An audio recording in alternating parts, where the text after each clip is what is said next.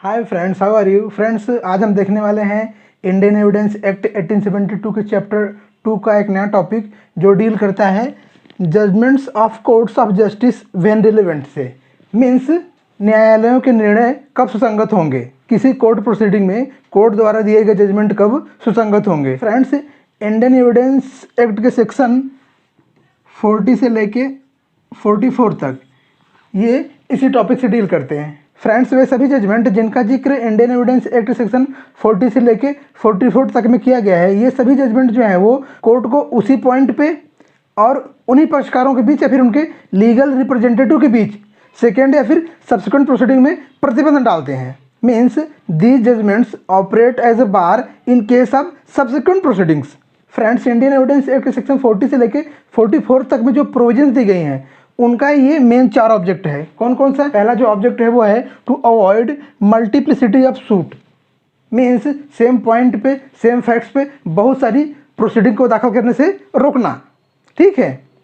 और दूसरा ऑब्जेक्ट क्या है कि to prevent harassment to the parties, जो केस के पक्षकार हैं उनको हरेसमेंट से रोकना। और अगला ऑब्जेक्ट है the judgments given by court must be respected by the parties. Means अगर किसी केस में कोई जजमेंट दिया जाता है तो उस जजमेंट का उस केस के जो पक्षकार हैं उनके द्वारा रिस्पेक्ट किया जाना चाहिए। और अगला ऑब्जेक्ट है there must be end to litigation in the interest of justice. Means न्याय हित में किसी भी लिटिगेशन का एंड होना जरूरी है। कोई भी अगर वाद है तो उस वाद का कहीं ना कहीं एंड होना चाहिए। तो इंडियन एविडेंस एक्ट सेक्शन 40 से लेकर 44 तक की जो प्रोविजंस हैं उनका मेन ऑब्जेक्ट यही है, ठीक है। सो फ्रेंड्स, आगे बढ़ने से पहले हम जजमेंट्स के बारे में थोड़ा जान लेते हैं। फ्रेंड्स, जजमेंट को सिविल प्रोसीजर कोड के सेक्शन 2 के सबसेक्शन 9 में डिफाइन किया गया है। किसमें? सेक्शन 2 के सबसेक्शन 9 में। तो सीपीसी के सेक्शन 2 के सबसेक्शन 9 में क्या दिया गया है कि judgement is the statement given by the जज on the grounds of decree और ऑर्डर। मीन्स जजमेंट जो है वो डिक्री अथवा ऑर्डर के आधार पे जज द्वारा दिया गया एक कथन है। मतलब ऑर्डर अथवा डिक्री के आधार पे जज द्वारा दिया गया स्टेटमेंट जो है वो जजमेंट कहलाता है, ठीक है। फ्रेंड्स, जजमेंट जो है वो 2 टाइप के होते हैं। पहला जो है वो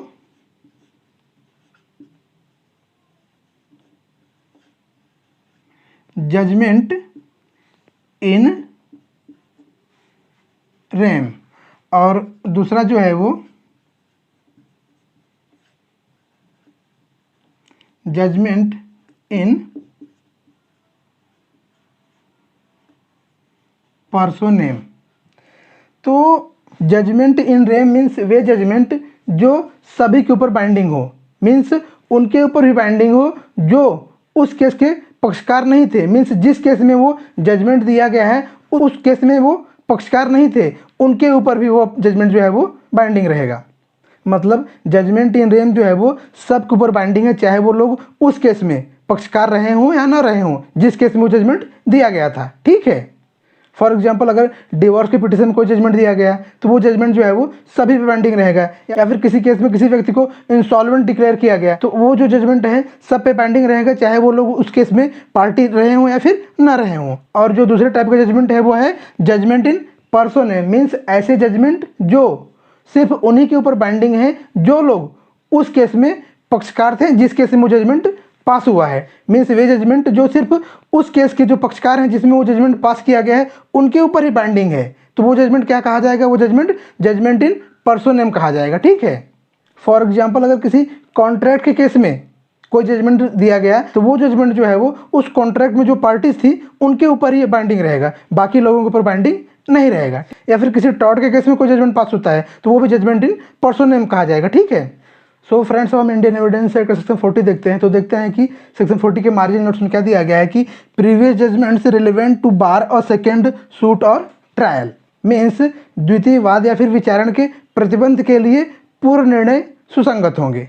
तो देखते हैं इसमें आगे क्या दिया गया है कि the existence of any judgement order और decree which by law prevents any court from taking cognizance of a suit और holding a trial is a relevant fact when the question is whether such court ought to take cognizance of such suit or to hold such trial। Means जब यह प्रश्न निर्माण हो कि क्या ऐसे न्यायालय को ऐसे वाद का संज्ञान लेना चाहिए या नहीं, या फिर विचारणा करना चाहिए या नहीं। तब ऐसे निर्णय, डिक्री या आदेश का अस्तित्व जो न्यायालय को ऐसे किसी वाद का संज्ञान लेने के लिए या कोई विचारण करने से विधि द्वारा प्रतिबंधित करते हों, सुसंगत होंगे। मतलब अगर ऐसा कोई प्रश्न निर्माण होता है कि कोर्ट किसी केस का संज्ञान ले सकता है या नहीं ले सकता है, या फिर किसी केस का ट्रायल कंडक्ट कर सकता है या नहीं कर सकता है, तब ऐसे जजमेंट्स, डिक्री या फिर ऑर्डर का अस्तित्व जो कोर्ट को किसी मैटर का कॉग्निजेंस लेने के लिए रोकते हों या फिर किसी मैटर का ट्रायल कंडक्ट करने के लिए रोकते हों, तो ऐसे जजमेंट, डिक्री या फिर ऑर्डर रिलेवेंट होंगे, सुसंगत होंगे। मतलब अगर ऐसा कोई प्रश्न निर्माण होता है कि कोर्ट किसी मैटर का कॉग्निजेंस ले सकता है नहीं ले सकता है, या फिर किसी मैटर का ट्रायल कंडक्ट कर सकता है नहीं कर सकता है, तो ऐसे केस में ऐसे जजमेंट, डिक्री या फिर ऑर्डर जो कोर्ट को बाय लॉ ऐसे मैटर का संज्ञान लेने से रोकते हों या फिर ऐसे मैटर का ट्रायल कंडक्ट करने से रोकते हों, ऐसे जो जजमेंट, डिक्री या फिर ऑर्डर होंगे वो रिलेवेंट होंगे, सुसंगत होंगे। So friends, Indian evidence act के सेक्शन 40 में ही दिया गया है कि अगर कोर्ट जो है वो किसी फैक्ट के बारे में कोई जजमेंट पास करता है तो वो जजमेंट जो है वो उन्हीं पक्षकारों के बीच और उसी फैक्ट पे दूसरे प्रोसीडिंग को रोकता है। मीन्स अगर कोर्ट ने किसी फैक्ट के बारे में कोई जजमेंट पास किया और अगर बाद में उन्हीं फैक्ट्स पे और उन्हीं पक्षकारों के बीच में कोई दूसरी प्रोसीडिंग दाखिल हो रही है, तो उन्हीं फैक्ट्स पे और उन्हीं पक्षकारों के बीच में जो पहला जजमेंट दिया गया था वो जजमेंट इस सेकेंड प्रोसीडिंग को प्रोहिबिट करेगा, रोकेगा। It means that the first और previous judgement given by the court operates as a bar to the subsequent proceeding.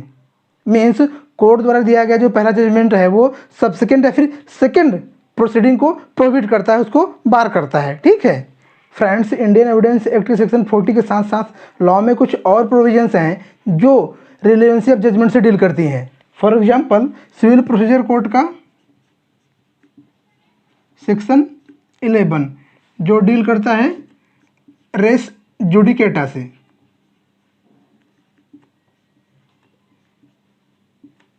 तो इसमें क्या दिया गया है कि अगर कोई कॉम्पिटेंट कोर्ट किसी मैटर को डिसाइड करता है, कोई जजमेंट पास करता है, तो फिर उन्हीं पक्षकारों के बीच उसी पॉइंट पे दूसरा सूट दाखिल नहीं होगा। मीन्स अगर कोई सूट, कोई इशू एक बार कॉम्पिटेंट कोर्ट द्वारा डिसाइड हो गया तो फिर उसी इशू पे उन्हीं पार्टियों के बीच कोई दूसरा सूट जो है वो कोर्ट में दाखिल नहीं हो सकता। ठीक है।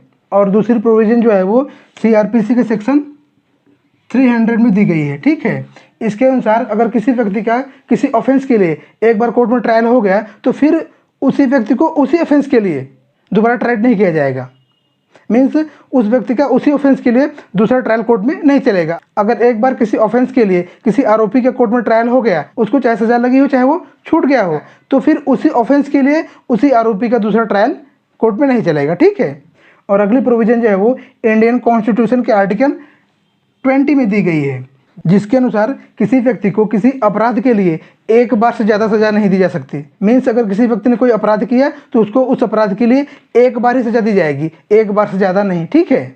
अगर वो दूसरा अपराध करता है तो दोबारा सजा दी जाएगी, लेकिन उसी अपराध के लिए 2 बार उसे सजा नहीं मिलेगी। सो फ्रेंड्स, आज के लिए बस इतना ही। हम फिर मिलेंगे अगले लेक्चर में इंडियन एविडेंस एक्ट के एक नए सेक्शन के साथ। तब तक के लिए नमस्कार।